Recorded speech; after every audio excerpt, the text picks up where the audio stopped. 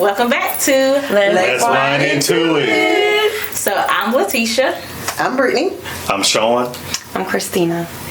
And today we got a special first male guest, and that is Shawn Fisher, Shawn. my big brother. Thank you. Also, y'all make sure y'all follow him. He is tagged, so make sure y'all follow him. So Shawn's going to introduce our wine for us today. All right. Well, today we have a wine from one of my favorite vineyards at Hennet Vineyards out in Pine Level. Shout out to my man Derek. We have Southern Pink. I believe it's a sweet wine. It's pretty good. If you guys haven't tried it, check out Hennet Family Vineyards down in Smithfield, Pine Level area, or you can check your local grocery stores for it as well. All right, and per usual, we're going to pour out on the truffles. And it's 12%. Gotta have 12%. Right. If it's 12, then it's a go. Yeah. Any lower, I don't know.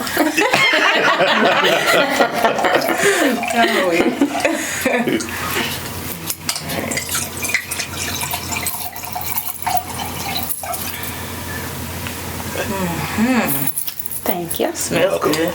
Smells like a grape on it. Oh, it does. Smells really good. Smells really, really good.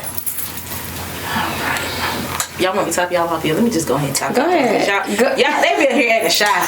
Shawn, don't be acting shy. Let me go ahead and tie that No, grass. I just got off work. So. Let me go ahead and tie you out, Christina. We should go ahead and finish it. Yeah. Go ahead and knock that down. We should go ahead and knock that down. Because then somebody gonna be like, let me get some. Really? Okay. I'll take that.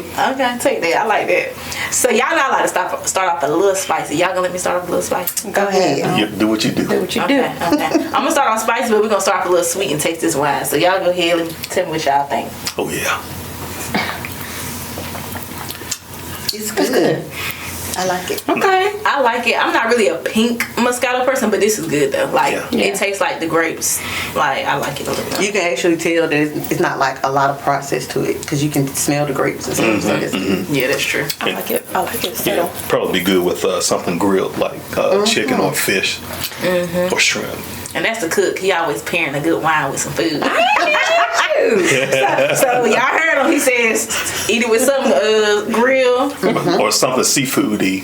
You know, Okay. fish or shrimp, something along shellfish or fish, something like that. Okay, I'm gonna try that. See, I always like to know what pairs with wines. Like, You got the perfect person right here. There you go. that's always interesting. Seafood. Because it really or makes a grill. difference. It does. It does. It does. Because something like this, something that's sweet and has a lot of personality, you want to kind of counter it with something a little bit salty, something a little bit, I don't even know the word for it, but Savory? Like savory, savory? but not necessarily savory, but light. So typically, seafoods and stuff like that are in that category, depending on how you season it and prep it.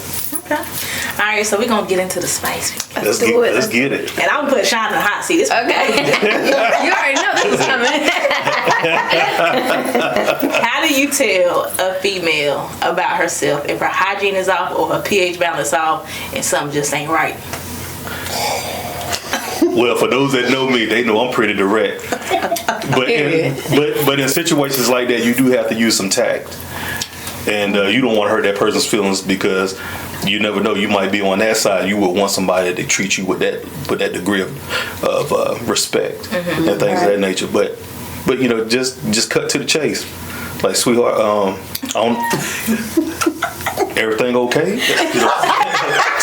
Something ain't right, you know what I'm saying? So you full throttle, like it's finna go there. Yeah. You stopping or you just gonna tell her afterwards?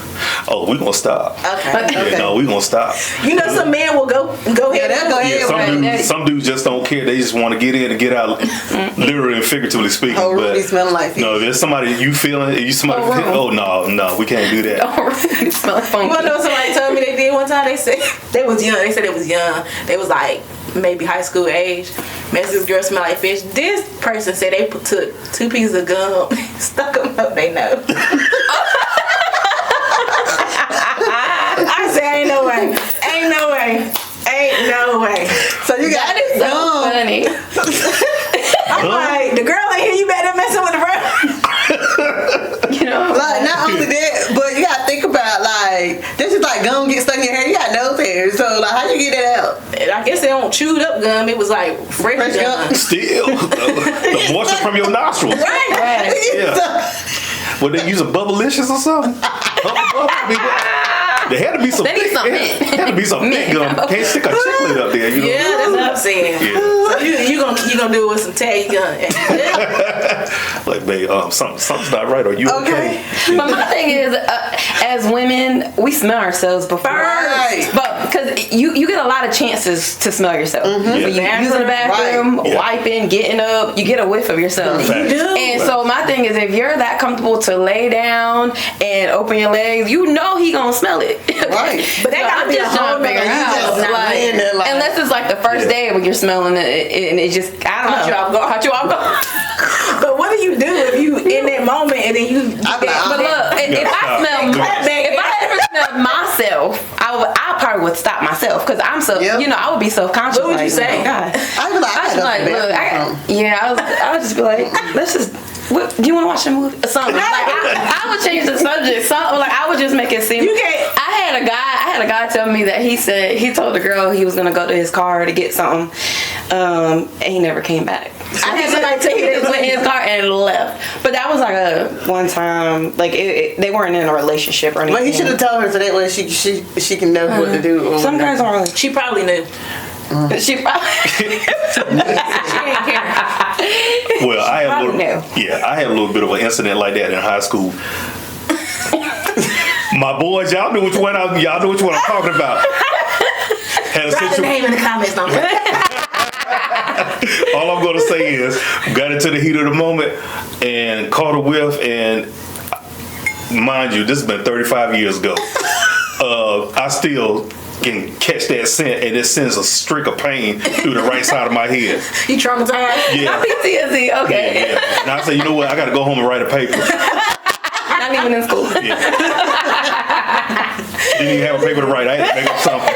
But now that I'm older and I'm emotionally intelligent and stuff, I would sit down and have that conversation. Yeah. Yeah. Sure. just to let them know. Yeah. Okay, so I got a question for you. So why do men still stay with women they no longer love? You know what? That's a good question. I know me personally, I don't do that. If it's time to call it quits or the time to part ways, we're gonna sit down. We're gonna have that conversation. Right. But talking to some other men and stuff, typically a lot of times they stay for convenience. They stay for the perks. In likewise manner, sometimes women do the same thing. Right. When they're not happy, but if that person is providing the things that they need. And things of that nature, both financially, emotionally, and things of that nature, they'll typically stay, but they don't necessarily love that person. They no longer want to be with them. So typically, it's most of the times it's out of convenience or out of a comfort level. So would you say if a man feels like he can get away with it, like he got away with it once or twice cheating and stuff, like do you feel like that plays a factor in it too? Like in his head, he's like, yeah, I cheated, I got away with it, so it might happen again. Like, do you feel like men think like that? But when they cheat, how do you think men look at women when they cheat? The female forgives them, Right. And then they stay with them. Do you think their mindset is like? I feel like I see it two different. I feel like I view it two different ways. Like I feel like some men they do good for 3 months and then they right back to the old shenanigans. Or some of them look at it like she gonna stay anyway. Like, Right. do you think it That's plays what a I'm factor saying. when a female forgives? Yeah. Well, I'll say this: it depends on the male, because there's some men, they've sat down and talked things out, and she's forgiven him and stuff like that, and if they work that out, then fine, they can work past that. But I've also seen guys, and I've known of guys that they were forgiven and they went right back out there to do what they do. I don't know if there's any type of underlying, psychological, emotional issues as to why they do that. Right. Or again, they are just that selfish. They feel like I already got something at home, and if I want something extra, I can go out here and get it because I know she's not going anywhere. She's gonna stay. Right. That's right. Yeah. Because a lot of times people take that for granted when you forgive them. So That's true. So speaking of forgiveness, so like, do you feel like there's a timeline with forgiveness? Like, if you're in a relationship and you cheated or whatever, and it's a lot of times it's the women, like we continue to bring it up. You know what I'm saying? Do you feel like after a certain time, it's like, okay, either you're going to get over it or we're going to work this out or what? Because what I see a lot is that men would cheat and then like the woman forgives them or whatever, and she's still bringing it up constantly, like she's triggered by certain things and she'll bring it up and then they're like, that happened so and so, 3-4 months ago, why are you still talking about it? Like, do you feel like that's an issue? Like, yeah, it's an issue because how can you live in peace and move forward in peace if you're constantly being reminded of what transpired? Me personally, I've been on the flip side of that, and I had somebody cheat on me constantly, and I had forgiven them, and I didn't keep bringing it up. However, certain things that she would say and do and how she would move did pose triggers and stuff like that. Right. And actually, that took a long time to get past that. I had to eventually, walk away from that person. But even after that, the fallout and the residual from that, it takes a while to get over. So, it does. How many times you say that person? Like, how many times have you stayed with somebody? Like, how many times you think that person cheated before you finally left? Like, what's the longest? 15 years. 15 years. And the only reason why I stayed was because of my oldest son. Gosh. I understand what you can. So you feel like that plays a part, trying to keep family together and things like that? In my son's case, the reason why I would stay because I knew that he needed stability. And actually, truth be told, he's my oldest son, but he's not. A lot of people, for the people that know, they know that he's not mine biologically, but that's my son. I raised him. He has my last name, and I did not want him to become a negative statistic, in society. So I stayed. I put up with, the physical, the emotional, and the verbal abuse and stuff. And at the time, he didn't understand it until he got older, and we sat down. We actually had a conversation about it because he constantly heard it from that side, and he never really had a chance to really hear it from my side. With him being older and mature and being in a position to receive, and understand what my perspective was. So yeah, because it was tough. Because at that time, that chick was messing around with 2 guys in my platoon. When I was on active duty, and imagine going to work every day, and you seeing 2 guys. They can be in a corner, sitting there having conversation, whispering. As soon as I walk in, they start snickering and pointing. And here I am as a leader. I can't do anything to these guys. Right. You know what I'm saying? Because it's going to fall back on me, and again, that's going to not only affect me, but it's going to affect my family if I take action. Right. So I walked around with that type of disdain and frustration for 15 years. So like I tell people when we have these types of conversations talking about the genders and relationships and stuff like that, I tend to tell them that the scales are a lot more balanced than what people realize, because men too also, especially I speak for us good guys, the good men, we experience a lot of the same things. It's just that we don't get an opportunity, or we don't talk about it a lot, because oftentimes we're viewed as being, as y'all ladies say, sassy, or we're being feminine. That's why it's hard that's why you see the male suicide rate so high. And that's what we talk about. We don't have an outlet. Yeah, men are afraid to be vulnerable, because then a lot of times when you get in an argument with somebody, then that's when a female want to bring it up. Like a lot of times that prevents a man from opening up and being vulnerable about certain situations. But we also talked about the difference in a woman cheating on a man versus a man cheating on a woman, if men can handle that same hurt. But like you said, you stayed in a situation that's rare, because a lot of times men crash out when they get cheated on. They can't cheat all day, and then as soon as it happens, the tables are flipped. They crying, they falling down. Like, you know what I'm saying? You try to work it out. Like a lot of times men crash out. Oh yeah. Yeah. That story goes a whole lot deep. We'll have to talk about that one offline. It goes a lot deeper than that. But yeah, like I said, it wasn't because, like I told my son, it wasn't that I stayed because I love your mom. I stayed because I loved you, and I didn't want anything to happen to you. And like I said, we were able to talk that out and get things worked out to where we hadn't even really skipped a beat. And that's my guy. I love that. Yeah. I love that. So. Yeah. Well, I've had the same situation, but I felt like, looking back now, I felt like it would have been better if I would have left, because it was so toxic in the house. And so to me, it wasn't even worth it. Like, to me, looking back now, it wasn't worth it. It would have been way better if I would have just left. Yeah. So, but you do it, especially if there's kids involved. Yeah. You got to look. That's a whole nother factor. Right, that is a whole, and it makes a big difference. A big difference. So I got another spicy question. Okay. Here we go. Have you ever smashed a female or dated a female that one of your homies don't have? No. But have they done it to you? No. You got good friends. Shawn got good friends. No, so ladies, if you think Shawn got a brother, a cousin, or something. They ready, they looking. Well, most of my guys in my circle, they spoken for, except for one. Gotta be if they hang with you.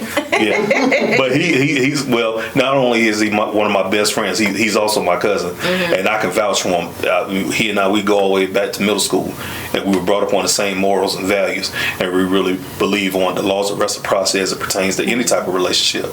We also believe in loyalty. We believe in integrity. We believe in treating our woman the way she's supposed to be treated. But at the same time, we have that expectation for her to treat us in that likewise manner. If not, it's going to be a problem. Talk about that, Shawn, because I know Shawn personally, and I know Shawn, when he dealing with somebody, he all in.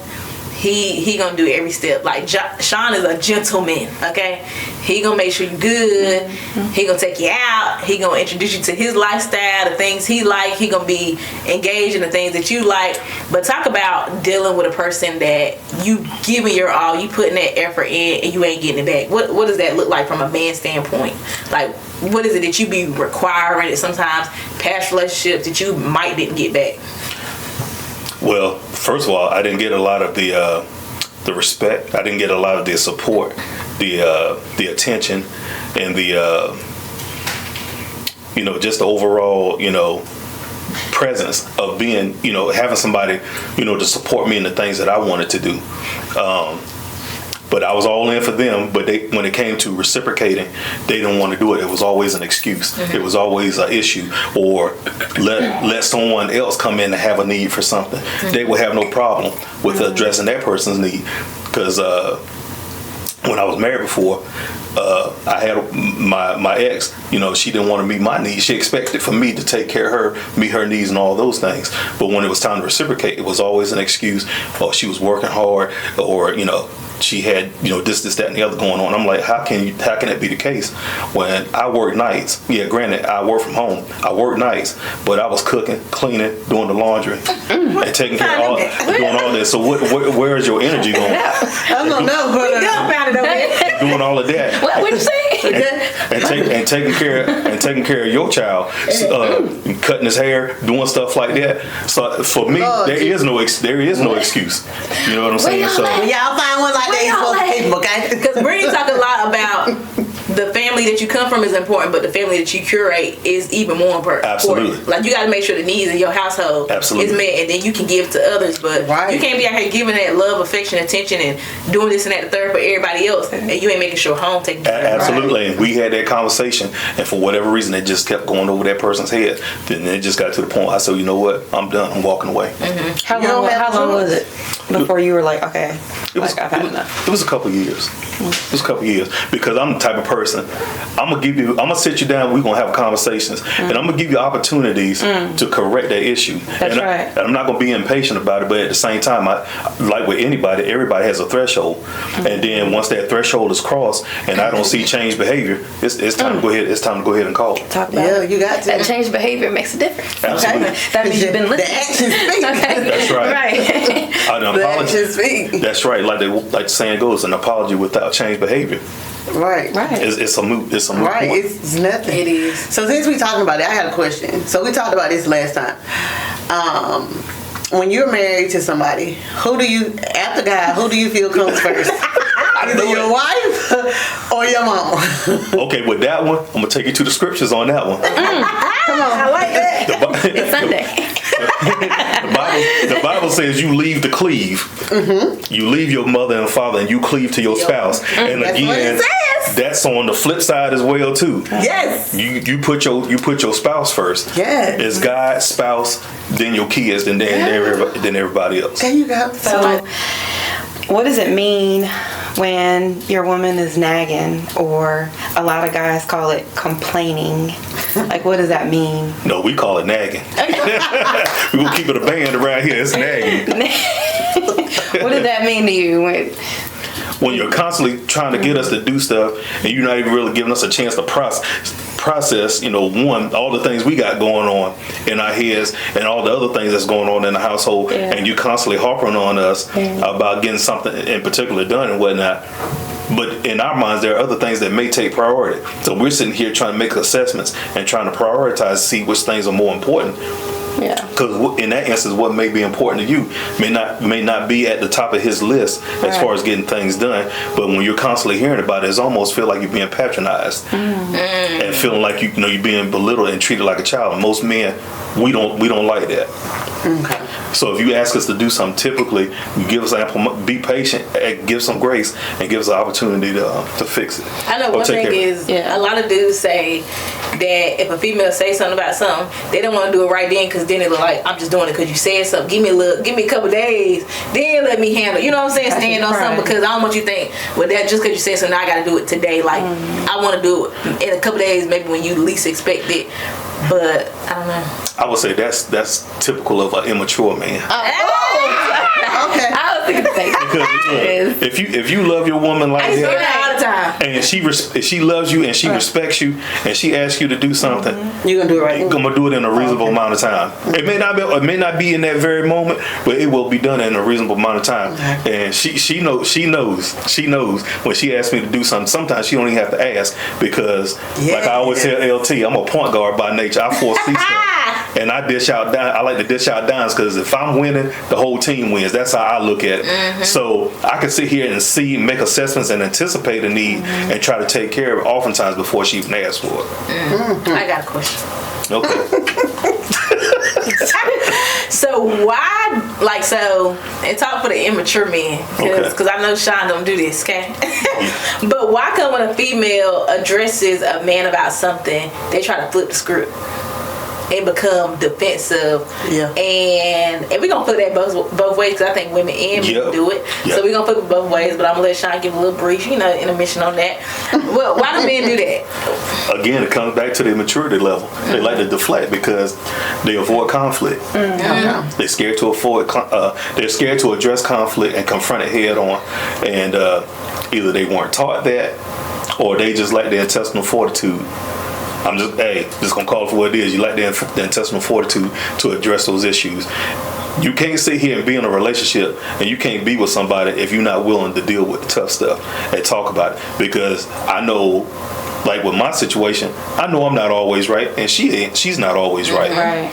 Sometimes you got to put that pride aside and look at it for what it is and realize that the relationship is bigger than any issues that you might face and whatnot. So with that being said, it's time for these young it doesn't even matter what the age is, it's time for these young-minded men to start growing up and taking their rightful place.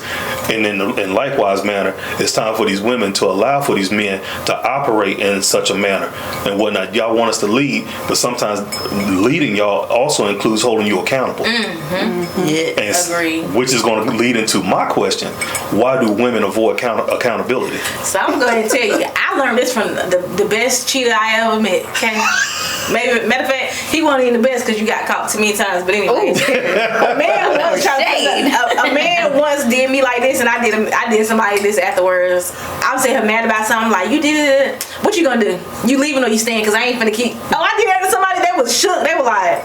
So I will say that comes with immaturity because I've used that in an immature situation before at an immature age. But I feel like honestly now, as like this 30-year-old woman that sits here today, like, communication is so important to me. So it's like, instead of sitting back ready to respond, I'm like, dang, it ain't about if I made you feel that way, it's because I made you feel that way, and this is where you coming from. Let me step back because apparently I did not handle that correctly. So moving forward, now that I understand why you came to feel that way or why I made you feel that way, moving forward, like, okay, I know how to handle you next time. I know how to handle myself next time. So like, I think that also comes with going through like tumultuous relationships and learning from that, because a lot of people go through relationships and they harbor that stuff when they go into new situations. But when you actually can sit back and be like, I played a part in some of the stuff that occurred, and I didn't communicate well, I wasn't mature enough for that situation. So it's like, when you get a man like Shawn Fisher, or you know what I'm saying, it takes takes some time. It take a man like that who stand on business, who's firm, who is ready to have those uncomfortable conversations because they ain't got nothing to hide. So now you're able to sit back and be like, dang, like, yeah, you right. You know what I'm saying? So I think that definitely comes with immaturity and just trying to flip the script because you're guilty in some aspects. Because it's hard when you get a man that stand on business. Because they hold you accountable for everything. Yeah. Because at first I was like, what in the world? But now I'm used to it because it's like, and communication has always been big for me. Like, talk to me, tell me what's going on. Because if not, I think about stuff in my head. And once I get that scenario, it's hard for me to go back to like, okay, what you're trying to tell me. So like when you get somebody that's actually standing on business and they're actually doing what they said they're going to do, it's like, wow, okay, so this is what it's supposed to be like. So it's different. Yeah. Different. But I like it though. Yeah. and like you ladies said, you know, communication is key, but another thing that's key is comprehension. Because we can sit here and communicate to you blue in the face. If there's no comprehension on either side, I mean, you basically, you know, just treading water or going around the proverbial mountain. Like you said. Because a lot of people, they listen to response, they listen to understand. Exactly. And to gain clarity. Yeah. Christina, why? So, what?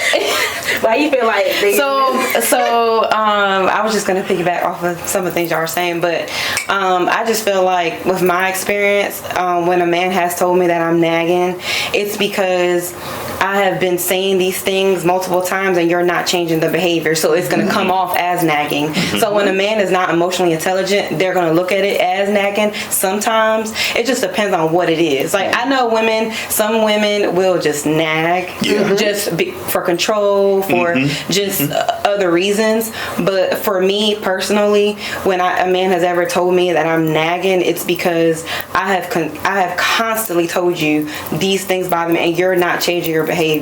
So you can call it what you want, nagging, complaining, the B word, whatever whatever it is. Because I mean, really, that's what it is. I mean, you feel like you're not being heard, nothing's being reciprocated, and you're suppressing your feelings. Like every time you tell him like, hey, I feel a way about this, and he's not doing anything about it, then you're walking on eggshells, because you don't know if you should say something, because then in the back of your head you're like, well, if I say something, I've been saying something, he's not doing nothing, so why do I even speak up? So then it just turns into, just suppressing how you really feel. And that's something that a man needs to create, that safe space. Like, she needs to feel comfortable saying, hey, I feel a way, and knowing that you're going to make a change. Like, because that's what it is for me. It's like, if I talk to you about something continuously and you're not doing anything about it, I'm gonna just shut up.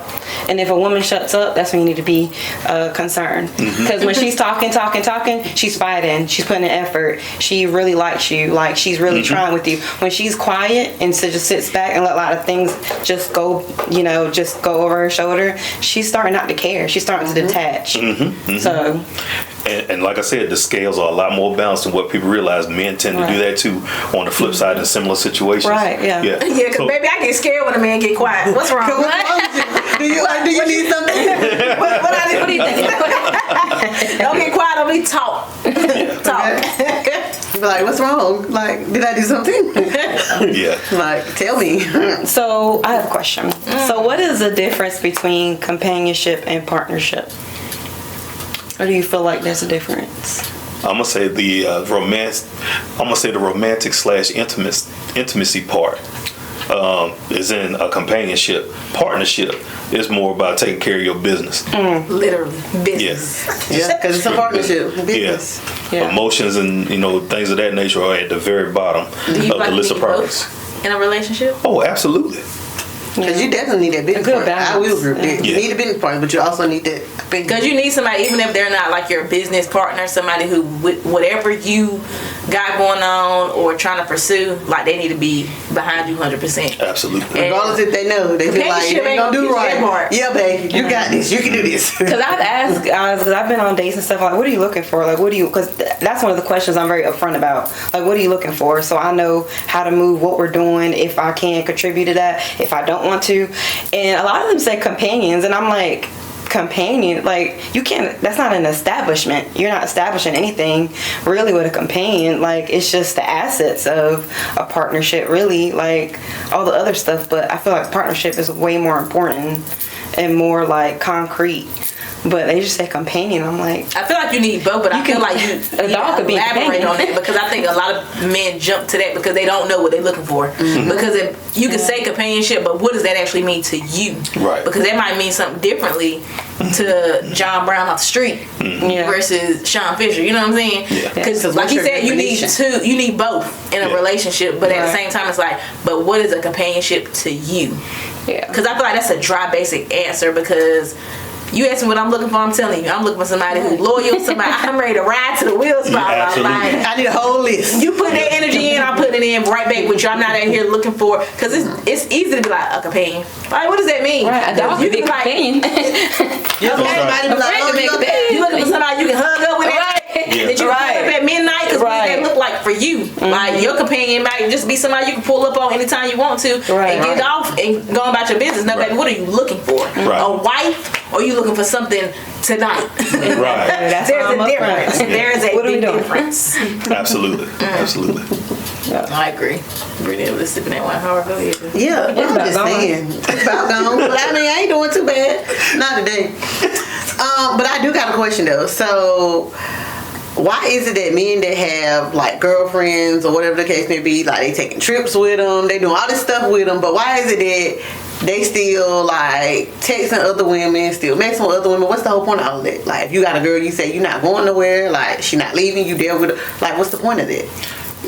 Again, it comes back down to immaturity, upbringing, and just that mindset, or they having the wrong set of people in their circle and in their ear and telling them how they should move, quote unquote, as a man.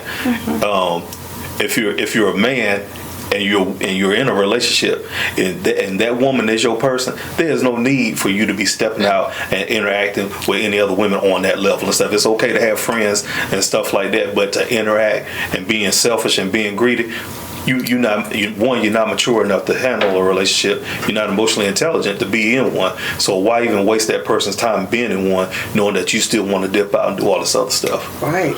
You know what I'm saying? So, and that's why I try to mentor, some of these younger guys and try to talk to them when I see them out here doing stuff like that. Especially if they got somebody that's like what me and the guys in my circle call a generational type of woman. If she brings all those factors to the table, those facets, those the intangibles to the relationship, and you sit up here being selfish and being greedy, and you fumbling the bag because you feel comfortable because you got her, and because you got her, that gasses your head up a little bit into thinking that you can go out here and get something else, and you knowing that she's not going anywhere. That never bodes well. I've seen it happen too many times. Right, because just like women, they can bring a table, just like men can bring a table now. So it's like, you got to give and take. Let's sit there together, figure it out. That's why I say got to be compromise and reciprocity. It has to be consistency. So how do you feel about the type of man that you are, the way you carry yourself, being friend? Like, how do you feel like? Because if you in a relationship and you would have, like, just for us, like, you dealing with a man, you meet his friends, they bring a different type of women around, and you looking at, like, do you think they can work?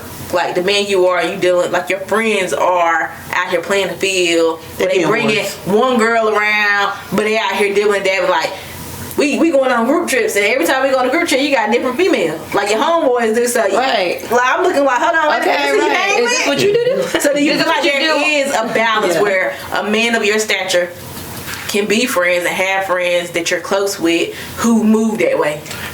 Yeah, I can be friends with them, but two things. One, I'm gonna mind a business that pays me, for one. Okay. Two, take it back to the scriptures. What you reap, you also sow. You sit up here reaping foolishness like that, typically you tend to sow more than what you reap. So eventually, it might be fun and cool in that moment, but it's gonna come back on you. Trust me, I know this because I was on my quote unquote get my lick back tour years ago. What that look like, Shawn? What did that look like? Not you. What? Oh yeah, it took a while. You ain't get here for nothing, right? It took a lot of growth. It took a lot of maturing. It took a lot of experience to get to this point. But yeah, when I was on my get my lick back tour, I didn't care. I really didn't care. Because apparently, I got my lick back. And some. And some. But my thing is this: while it was okay in the moment, I paid the price for that. I paid the price for that, and I ended up looking back on it. And I'm just gonna keep it a full band with y'all. Just looking back on it, I ended up hurting a whole lot of people. For no reason, all because I was hurting. Like the saying goes, hurt people hurt people. Yep. And and looking back, and that took a lot. And truthfully, God dealt with me on that. And I paid, like I said, when I paid the price for it, I paid the price for that. And that's why I said I would never put anybody in that position to have them to feel like I felt, both in the moment of somebody cheating on me, hurting me, doing this, that, and the other, and being on the flip side of that, knowing that I caused somebody else hurt and grief as a result of my own selfishness. That's why I choose to move the way that I move. And with that being said, if I see guys moving like that, I tend to kind of distance myself from them. We can be cool, love you to death, but I'm going to keep my distance, because if I'm in a relationship, I don't want my woman thinking that I'm sitting here moving like this particular guy that I'm rocking with like that. Right, because that's what they can think. Right. Because they think birds of a feather flock together. And it's different if your friend out here dating and but don't bring, even females, don't bring dude around if like that's not the one you like really kicking it with. Yeah, like, and I mean things happen, things change, so it might be like, well, shoot, y'all met Jennifer last 2-3 months ago. Shoot, we 4 months in now. You here go Becky. Because Jennifer might have been on some BS. So Becky was applying pressure, so we got Becky in. Right. Becky on the trip now, but they don't bring Billy Bob over here tomorrow and John Smith over here the next day. Because I'm gonna get mixed up. Yeah. Because I tell them, don't be breaking up about people around me. I need to know one person. Because what's your name again, though? Like if you dating, but if you really like, you know what I'm saying? Like it's a difference between saying, well, I'm not here figuring out what my options is. But it's a difference if you bringing this person around your family. You know what I'm saying? Like that's crazy to me. And it's big for me. Like if I bring you around my family, that means I'm really locked in with you. Like, cause if I ain't locked in with you like that, you ain't getting ready to meet nobody. Absolutely, I agree with that. I agree with that. Yeah. Especially if kids are involved too. Right. Oh yeah, and that makes a big difference. It makes a big difference. Yeah, it does. Like so how long would you talk to somebody before you feel like they have potential to be more? Like, because we talked about this, but we talked about this for a minute. Yeah, like, or even engagement. Like how long? Just the talking. Well, let's just do the talking stage. Like, how long are you gonna like talk to this girl, entertain her before you say that you want her to be? It's a yay or nay for you. Like, for most dudes that are again mature and emotionally intelligent, they'll know typically off of the first couple of interactions. They'll know she the one. Yeah. So what you looking for in a wife? I want to know what the men are looking for in a wife. Like, what are wife qualities? Like, what does that look like for you? Okay. She has to be smart. She has to be funny. She has to be witty. She has to be not only just, intelligent. She has to be emotionally intelligent, be able to manage her emotions. She has to be feminine. That's big for a lot of men. Because a lot of women don't know how to do that anymore. Yeah, and I'm not dealing with. I can be a little aggressive, but I know how to be feminine. Okay. No, but look, you have a strong and unique personality, but at the same time, you still operate in your femininity. Right? Because some women don't know how to do that anymore because they've been like the head of the household. So it's like when somebody comes in and they take the front seat, they don't know how to handle that. Yeah. And it's like, well, I'm doing this, I'm doing that. Like, and it's a struggle. I'm just saying, they be like, they be like, well, I'm doing this, I'm doing that. But it brings a good man has to bring that out of you. Like a man that understands what you need. Like, right. But it's also at the same time, if you've been in that role for so long, it's hard to come out of. Like, be in that feminine, space. But real men gonna see that potential. Right. They gonna recognize certain things and break it down. And that's why I feel like, self-care and things of that nature are very important, because if you're operating in those roles, you have to be cognitive enough to understand that you got to handle all these things and stuff, but you still need to be able to operate in your femininity, because if you want a good man to find you and appreciate you and want to be a part of your life, he has to be able to see that aspect of you. Oftentimes, most guys get turned away and get turned off when they see a woman constantly acting like that. Because I turned down quite a few of them that was operating in that masculine energy. I know with me, I'm masculine. I'm a very masculine man.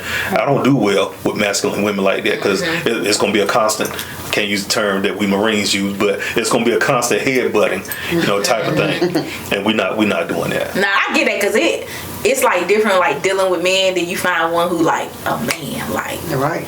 Like, I tell him, I need mine, okay? wait a minute, like one, y'all go out and he just, what I'm saying, like he gonna stand on business, like, and it's something about the way a man talks to you make you be like, oh. Okay, I just sit there. Hold on, let me back up a little minute. But you know when you're dealing with a real man, and you won't know until you know. Like literally, you will not know until you know. Like I've been in a marriage, going through went through divorce, dating, and so it's like you deal with different men and you thinking like, oh, this might be the one. But baby, when I tell you a man step up and handle business and stand on business continuously, consistently, you gonna know. You gonna be like, oh, wait a minute now. I thought I knew, but I knew. I now know. My thing is, I'm coming in with the masculine energy in the beginning. And I say that because I've got to make sure that you're going to stand on your word, because that's my thing. I sit back and I observe, and if I feel like you've been you're doing everything that you say you're going to do, then I'm going to eventually just chill, and my feminine era is that's going to come out. But and that's just how I'm programmed. Like, but is it necessarily masculinity, or is it that you got your guard up? I got my guard up for sure. Because masculinity is way different than just being like, hold on, wait a minute, I need you to prove to me the stuff you're saying, versus coming in and every time they show you like I'm gonna do what I say, you still shooting at. That's like more of the masculinity part coming out, is when you shooting out every situation or you firing off shots when there ain't no need to. Like, you know what I'm saying? But it's a difference when you got your guard up, you kind of like, let me see what you working with. Yeah. So you feel like it's really masculinity, or you feel like it's your guard? I would say more so of my guard, because like in the beginning, like that's how it's gonna be. Like, and that's just how I am until you show me what you're willing to do or what you can do, and you're standing on business. Like, then my guard is gonna be up. But I think every woman wants to be in that feminine era. Like, they want to just be like, oh, my man got it. If I ain't got it, I know he got it. But in that return, are you standing on business too? Or you just sitting back, laid back, like, I'm going to let you figure it all out? Personally, I'm going to stand on business. Like, I'm going to stand on business. And if he feels like I'm not, I need you to communicate that with me. And so I know how to, in your eyes, keep my word. Or, because some things we're not doing intentionally to hurt that person. But we're just so used to behave in a certain way. So especially if like you've been single for a while and then you start talking to someone and you get in a relationship and you ain't been in a relationship in a while, like you're doing things differently because it's not just you got to consider your partner. Because a lot of people, females, feel like they don't have to put in the same energy a man puts in when they start in a new relationship, and that's completely wrong.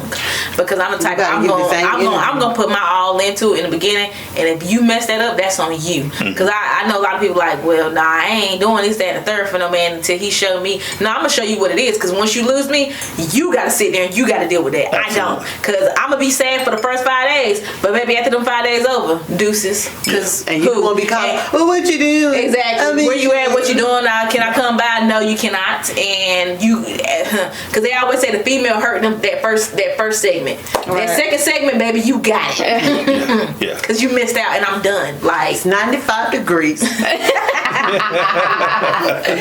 That's what it is.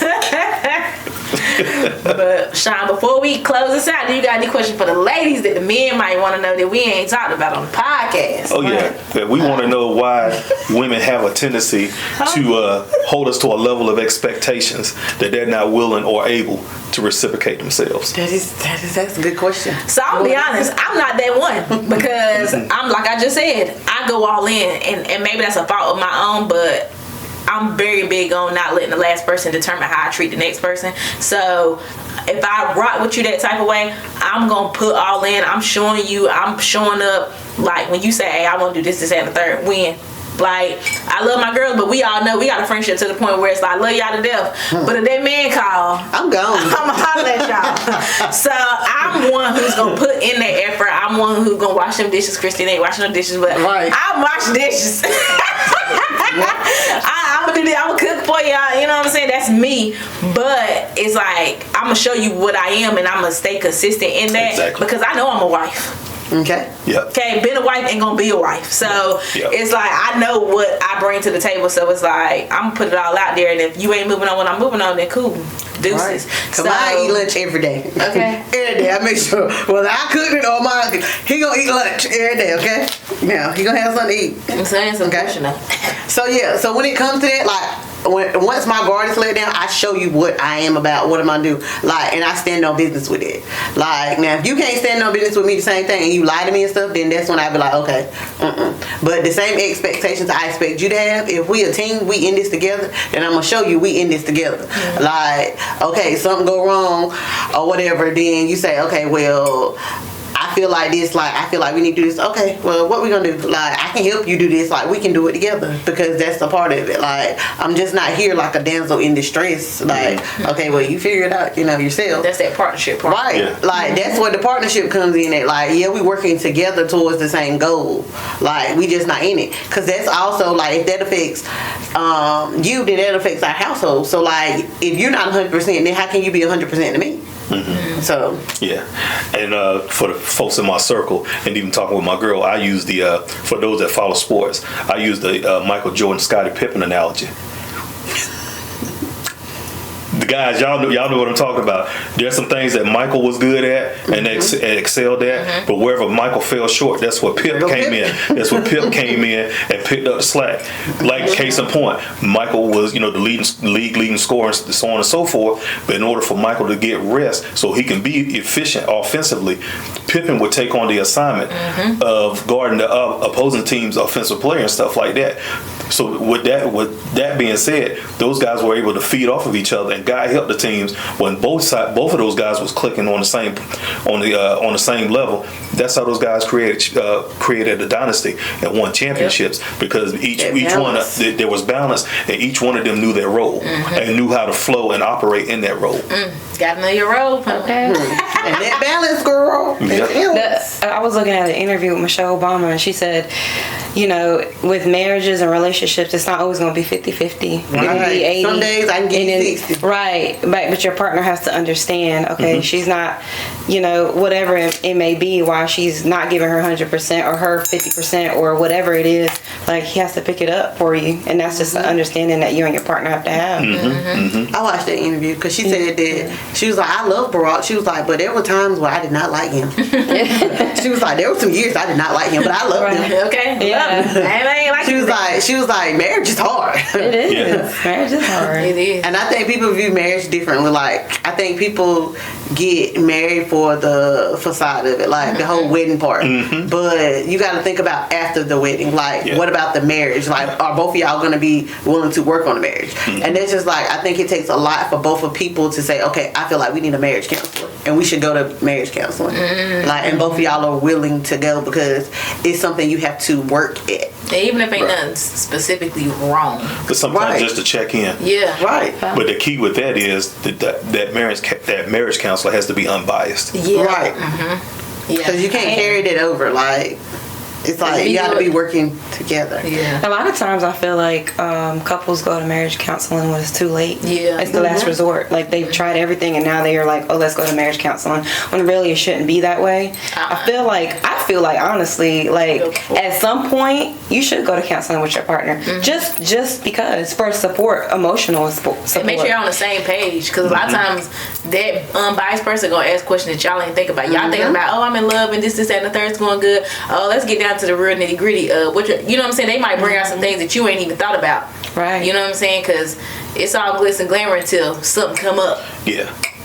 And with that being said, it also going to counseling, both parties need to be transparent. If you truly going, if you truly going there to get help and to help salvage your marriage or relationship, both parties need to be transparent and need to be honest with the counselor and be honest with themselves and their partner. Because if not, it's not going to work. It's a waste of time. It is. Give us one more question, Shawn.